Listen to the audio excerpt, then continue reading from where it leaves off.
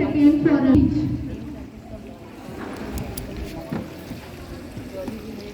Good morning, respected principal, ma, teachers, and all my dear friends.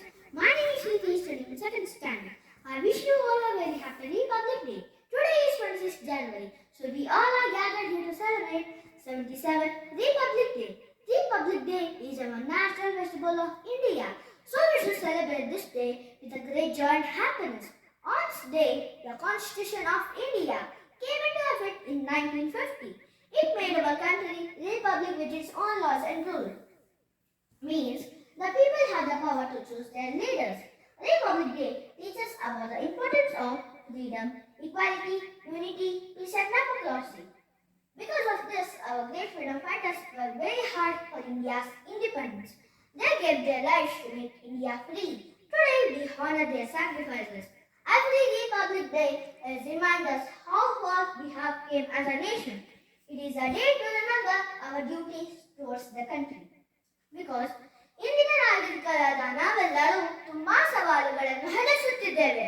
ಅವು ಜಾತೀಯತೆ, ಅಸಮಾನತೆ, ಅನಕ್ಷರತೆ, ಭ್ರಷ್ಟಾಚಾರ, ಬಡತನ, ನಿರುದ್ಯೋಗ. ಇಂತಹ ಹಲವಾರು ಸವಾಲುಗಳನ್ನು ಎದುರಿಸಿ ಬಲಿಷ್ಠರಾಗುವುದು ನಮ್ಮೆಲ್ಲರ ಕರ್ತವ್ಯ. ಮತ್ತು ನಾವೆಲ್ಲರೂ ಸರ್ಕಾರದ ಮೇಲೆ ತುಂಬಾ ಡಿಪೆಂಡೆಂಟ್ ಆಗಿದ್ದೇವೆ. ಉದಾಹರಣೆಗೆ ಜನಸತ್ವದ ಪರಿಹಾರ, ಧನಸತ್ವದ ಪರಿಹಾರ, ಮಳೆ ಬಂದರೂ ಪರಿಹಾರ, ಮಳೆ ಬರದಿದ್ದರೂ ಪರಿಹಾರ, ಬೆಳೆ ಬೆಳೆಯದಿದ್ದರೂ ಪರಿಹಾರ.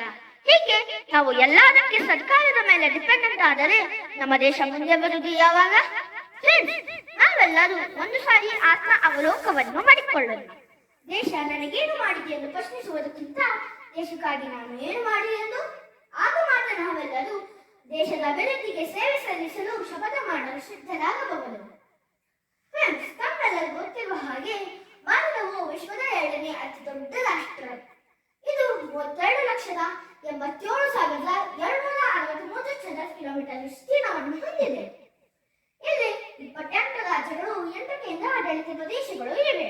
ಅಷ್ಟೇ ಅಲ್ಲದೆ 800ಕ್ಕೂ ಹೆಚ್ಚು ವಿಭಿನ್ನ ಭಾಷೆ ಬಳಸುವ ಜನರು ಇದ್ದಾರೆ ಮತ್ತು ಸುಮಾರು 6,400ಕ್ಕೂ ಹೆಚ್ಚು ಜಾತಿಯ ಜನರು. ಇಂತಹ ದೇಶದ ಸಂವಿಧಾನವನ್ನು ಸರಿಯಾಗಿ 1 ವರ್ಷ 11 ತಿಂಗಳು 18 ದಿನಗಳ ಕಾಲ ಸಮಯವನ್ನು ತೆಗೆದುಕೊಂಡು ಹಿಂದಿ ಮತ್ತು ಇಂಗ್ಲಿಷ್ನಲ್ಲಿ ಸಂಪೂರ್ಣವಾಗಿ ಕೈಬರಹದಿಂದಲೇ ಬರೆದಿದ್ದಾರೆ. ಇದನ್ನು ಇಂದಿಗೂ ಪಾರ್ಲಿಮೆಂಟ್ ಲೈಬ್ರರಿನಲ್ಲಿ ಸುರಕ್ಷಿತವಾಗಿ ಇಟ್ಟಿದ್ದಾರೆ. ಭಾರತ ದೇಶದ ಸಂವಿಧಾನವು ವಿಶ್ವದ ಅತಿ ದೊಡ್ಡ ಸಂವಿಧಾನ ಕೂಡ ಹೌದು. ಇದು 60ಕ್ಕಿಂತ ಹೆಚ್ಚು ದೇಶಗಳ ಸಂವಿಧಾನವನ್ನು ಸ್ಟಡಿ ಮಾಡಿ ಬರೆಯಲಾಗಿದೆ. ಭಾರತಕ್ಕೆ ಸಂವಿಧಾನವೇ ಒಂದು ದೊಡ್ಡ ಬಲ. ಭಾರತ ದೇಶದ ಸಂವಿಧಾನವು ಸಮಾನತೆಯನ್ನು ಒದಗಿಸಿಕೊಡುವುದಲ್ಲದೆ ಮೂಲಭೂತ ಹಕ್ಕುಗಳನ್ನು ನೀಡಿದೆ. ಹಾಗಾಗಿ ನಾವು ಭಾರತ ದೇಶದ ಪ್ರಜೆಗಳಕ್ಕೆ ತುಂಬಾ ಹೆಮ್ಮೆ ಪಡುತ್ತೇವೆ.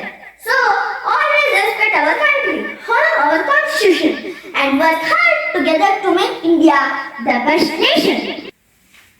ಹಾಗಾಗಿ ಇದನ್ನು ಉಳಿಸಿಕೊಂಡು ಬೆಳೆಸಿಕೊಂಡು ಮುಂದುವರಿಸಿಕೊಂಡು ಹೋಗುವುದು ನಮ್ಮೆಲ್ಲರ ಕರ್ತವ್ಯ.